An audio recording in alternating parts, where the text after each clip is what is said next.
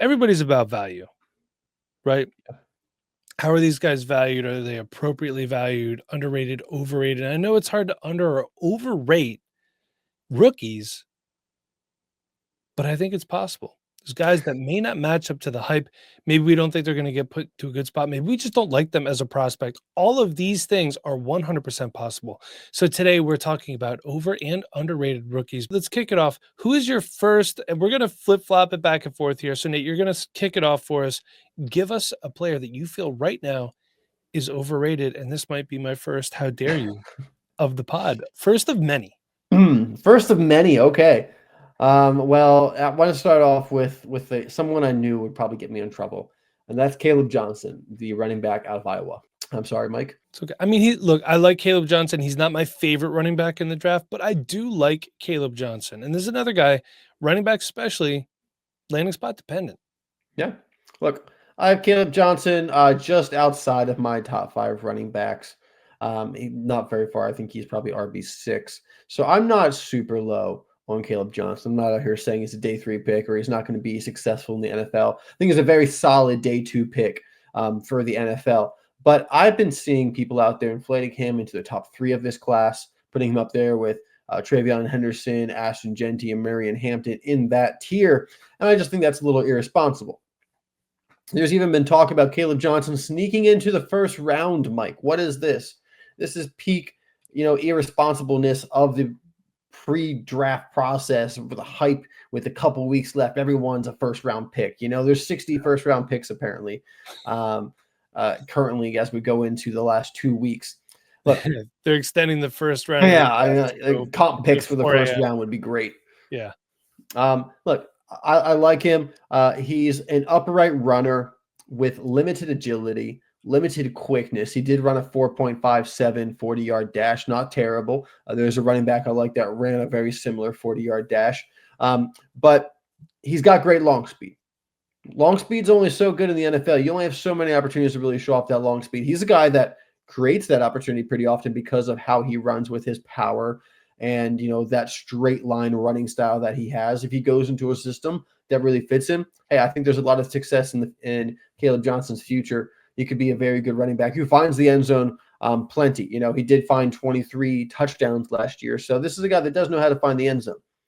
But 6'1", 225 pounds, and with that 4.57 40-yard dash, his speed score is only 75th percentile. So pretty good, but not elite. And this is what I'm saying. Just a little overrated. I can't put him into that first round category. He's not that great of a prospect. He's a very good prospect. I would have him in day 2 in any draft that we've recently had. According to Mock Draftable, Mike, I'm not sure if you've been on Mock Draftable before. It's a pretty fun website where you can look at players' measurables, all of their measurables from the combine, and compare it to other guys. You also get a lot of comparisons of players who are similar to the player that you're looking at. Here are some of the size speed comparisons for Kaleb Johnson. Okay. Najee Harris, big fan. Brian Robinson Jr., Royce Freeman, Kalen Ballage. Ooh, Kalen Ballage and Royce Freeman. A couple throwbacks there for you. Yeah, there we go. So, look, there is a very obvious style of runner here, okay? And this kind of runner can be a very solid RB2 on a season, but lacks the upside to really be that RB1 overall, to be that top 12 running back in most years. And I think that's kind of what we're getting with Kaleb Johnson. I think we just need to make sure that we're keeping our expectations realistic. I think Kaleb Johnson does have RB2 upside, but I think anything past that is a little optimistic and maybe a little unfounded on what I've seen so far, at least. So if I'm saying that Kaleb Johnson's a little overrated, people look at him in the middle of the first round with a lot of other good prospects in this draft. Who would I look to draft instead?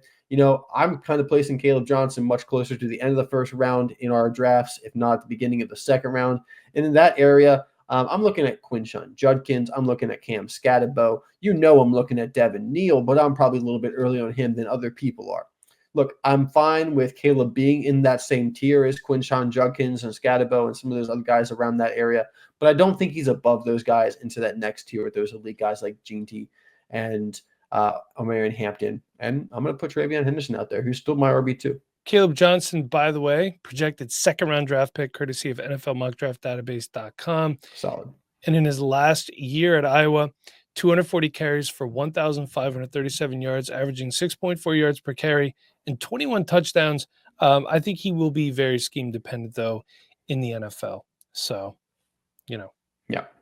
it's just one of those things. So let's go to a player of mine who I think is underrated, and I've been a fan or stan, if you will, since he was brought to my attention, and that is Kansas State's own DJ Giddens. I love me some DJ Giddens, Nate. Now, I feel like the draft community hasn't quite caught up to him yet. He ran a 4.43 40-yard dash at the combine, a 4.33 shuttle as well, for what that's worth.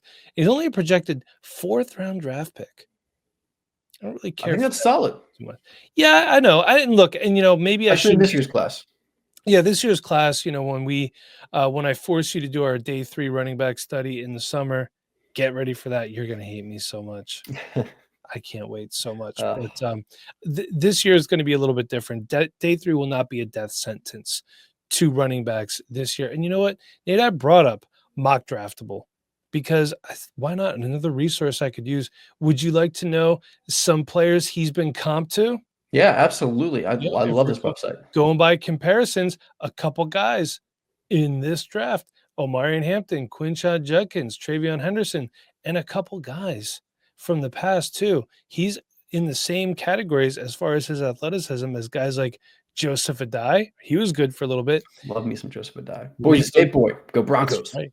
Rico Dowdle. Is he flashy? No. But look, he might have won you some games this year. Oh, and by the way, athletically, he is very close to former Iowa State running back Breece Hall.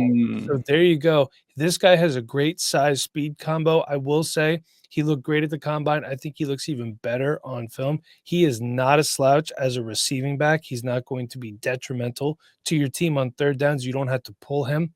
One thing I will say, just look, I got to be transparent here. Slightly upright runner, that can be coached out. He's not as powerful as a guy like Adrian Peterson was, who kind of an upright runner, but AP just had so much power. But for his size, he's fairly agile as well, unlike Kaleb Johnson, which you mentioned. And that was a knock I had on Kaleb Johnson as well. He's a one-cut guy.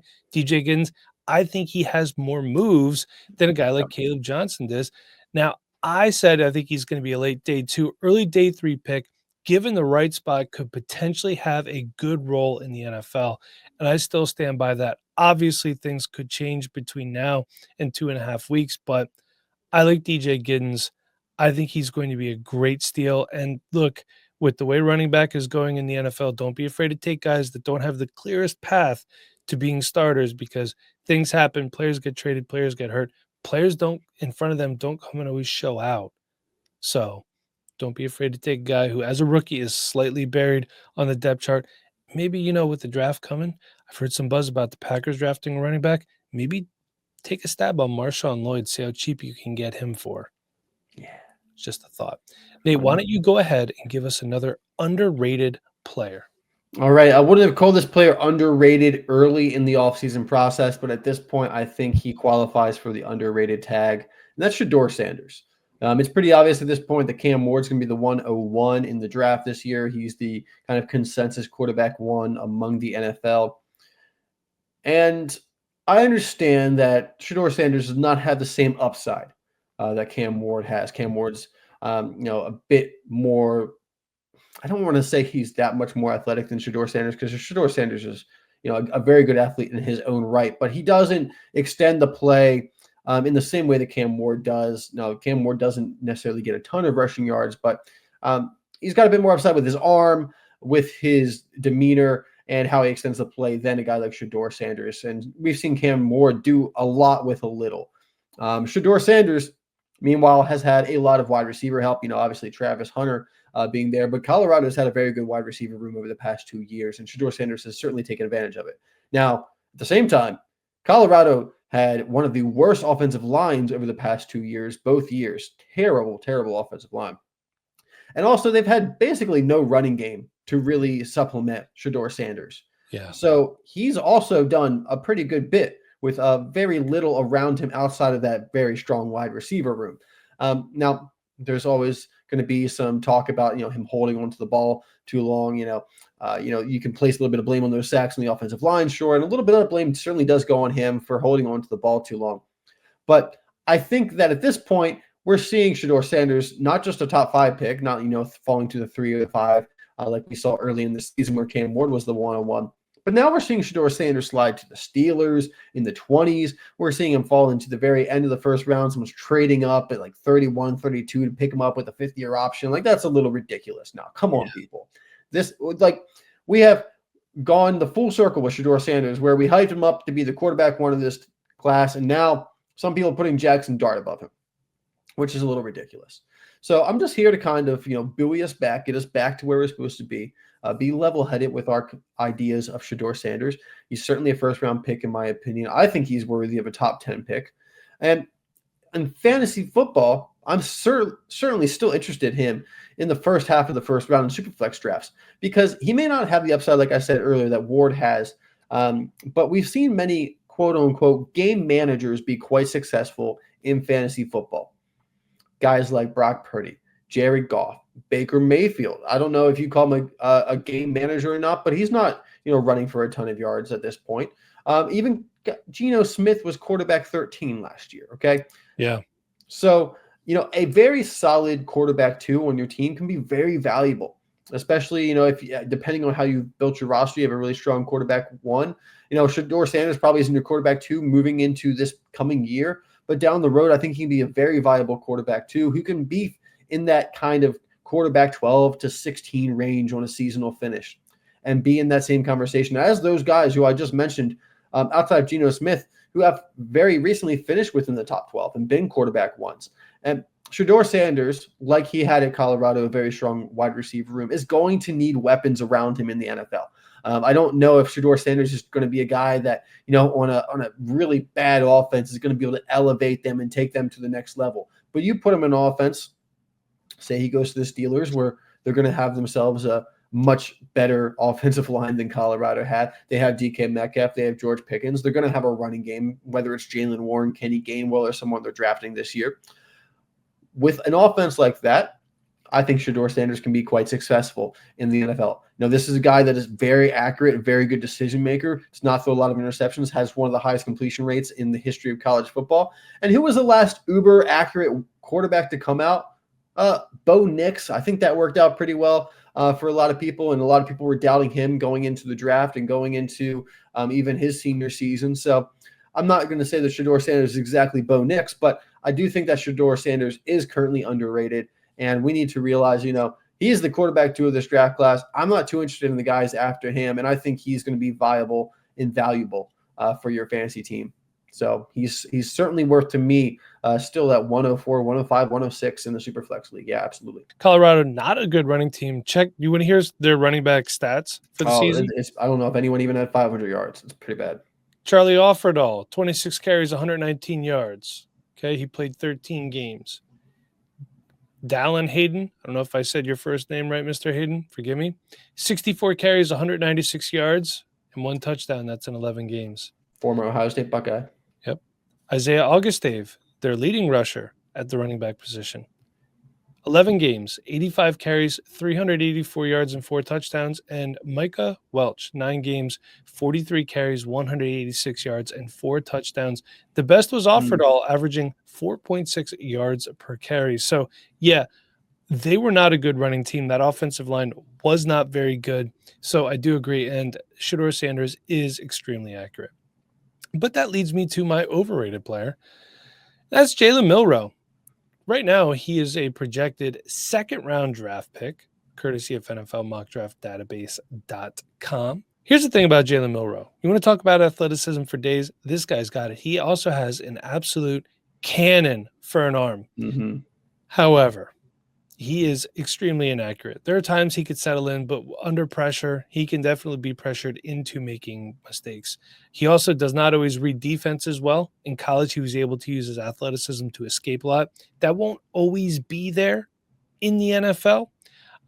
He's a big dude too. I'll give him that. So, if he's taking hits, he'll be able to absorb that pretty well. Now, I have seen people labeling him as a generational prospect if in the right system, but let's be real here. What top tier quarterback isn't a generational prospect in the right system? Right? We've seen guys that we thought were going to be good quarterbacks go to teams and just flat out fail. This is the NFL. These things do happen. And to me, as of right now, April 8th, 2025, 9 o'clock p.m., I'm labeling as Jalen Milroe as 2025's Anthony Richardson. I see a lot Ooh, of parallels here. And that's, look, if I'm wrong and he has a great career and I'm wrong, I will happily be wrong. I was wrong about Jalen Hurts and I have a second Super Bowl trophy to thank for it. So if I'm wrong about Jalen Milroe and I was wrong about Jalen, I guess I'm just wrong about all the Jalens out there. But still, right now, I would rather draft Jackson Dart. I think he's going to have better draft capital. Talk much, Mike. I think he might get put into a better system scheme than Jalen Milroe, and I don't think he's going to need as much coaching to get him on the field. But one knock about Jackson Dart is I don't remember the last time I saw him take a snap under center. Definitely didn't do that at Ole Miss. So that's something that's no. going to have to be worked out. But look, these guys have been training. They've been getting ready for the combine and the draft.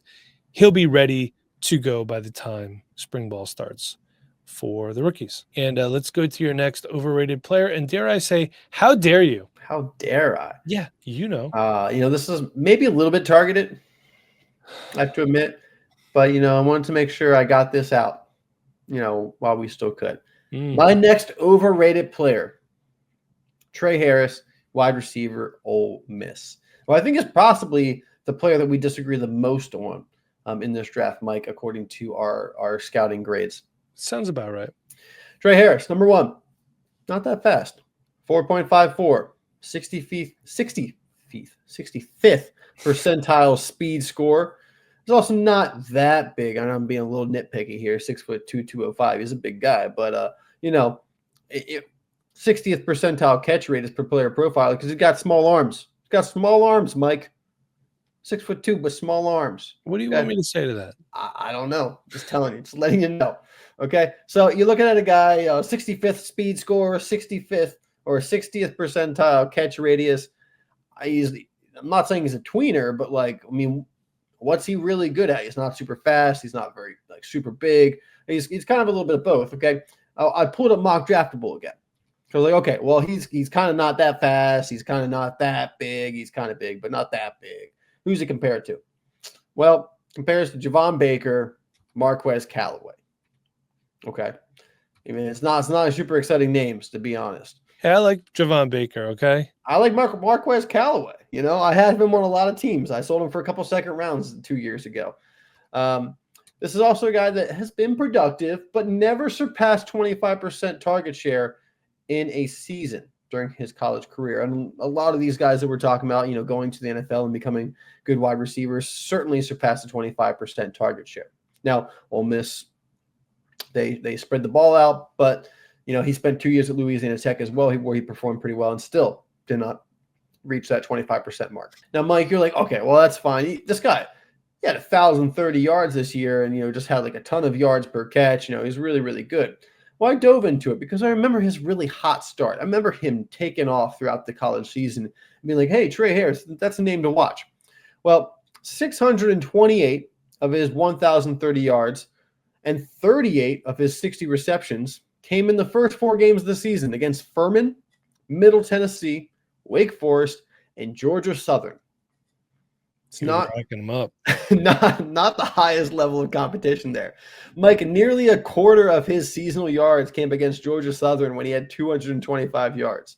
Lit him up. Ole Miss was running the score up for Georgia Southern, man. It's impressive. Not a lot of guys have 225 yards in any game in their career. So it's impressive that Tre Harris can do that. I'm not trying to take that away from him at all. But I do think it's important to put the context into his production that he did have this season. Now, unfortunately, he also missed some games this season. So, he didn't get to play against some of the tougher competition in the SEC when Ole Miss ended up playing against them. But against South Carolina, LSU, and Florida near the end of the season, he averaged 3.6 receptions per game and 75 yards per game. Much more average numbers than the insane production that he was putting up at the beginning of the year, where he was 8 yards per route run. It was ridiculous for the first 4 games. So I think contextualizing all of that, looking at his production, realizing that a good majority of it was coming against inferior competition. And then after those 4 games I mentioned against Furman, Middle Tennessee, Wake Forest, and Georgia Southern, they played Kentucky. He had a really good game against Kentucky, but Kentucky was not very good this year.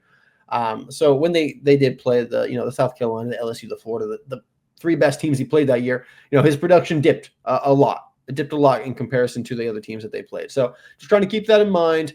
I've heard the hype about Tre Harris. At one point, he was being projected like late first. I don't think I've seen that anytime recently. It seems locked into like the second round, according to a lot of mock drafts.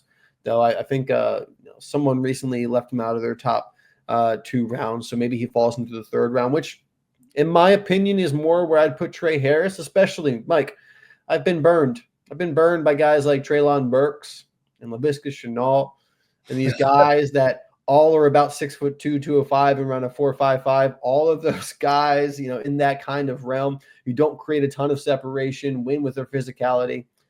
I'm a little burned, so I'm a little cautious with these guys. I don't know if Tre Harris is really someone that I suspect is going to, number one, hit the ground running at the next level. I think, someone else he also compared to, according to Mock Draftable, was Keon Coleman, someone that we know needs a little bit of development. Had a couple of good games there this year, but needs a little bit of development. I think Tre Harris is the same. It's going to take a little bit of time to, if he does bloom into, like a top 36 wide receiver, I think it's going to take 2 or 3 years before we see that. So, for me, I'm looking at Tre Harris. If I'm going to be drafting him, probably the back half of the 2nd round. I don't know if he lasts that long. I think a lot of people are going to be looking at him in the beginning of the 2nd round, but we'll see how the draft lands and where he goes. So people I would rather draft in the 2nd round than Tre Harris: Jaden Higgins, Jalen Noel, Jack Beck, and if he's still there, of course, Emeka Egbuka, but I think he should be going in your 1st round. Yeah, Emeka Egbuka, you could probably take him off this list just because I think by the time you get to Tre Harris territory, he'll be long gone, and rightfully so. Yeah.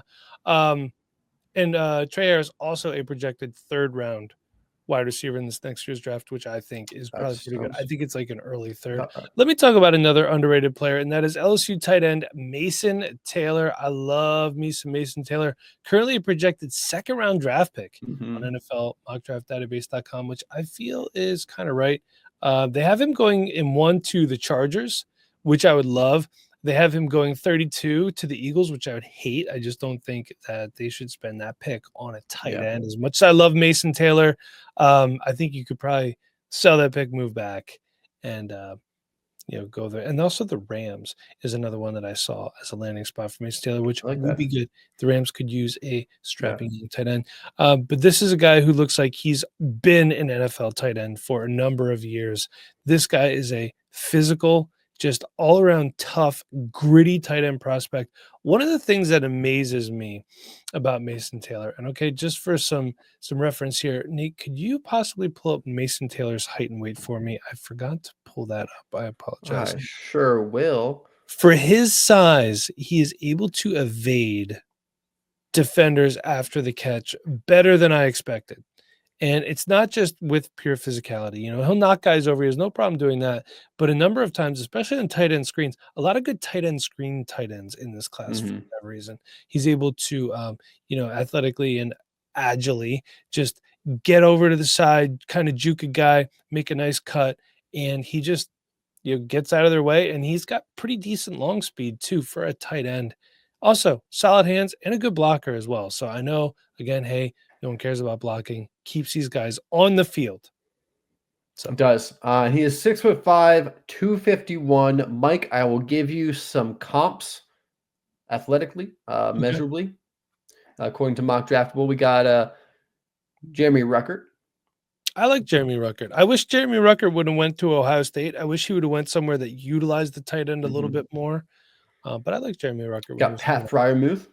That's a good comp. If we get Pat, I like that. And then throwback. I know where you're going. I have it pulled up right here. A player who I have a jersey of, and I'm very happy with, Todd Heap. Beautiful. So I think Mason Taylor's underrated. Nate, you got one more underrated player, then I'm going to close it out on an overrated player. Who do you got for us? All right. I considered if I wasn't going to put this guy in here, but I need one more opportunity to speak the praise of Devin Neal Yes, you do. because I can't get enough of Devin Neal, and I'm trying to get other people to spend their second round picks on him.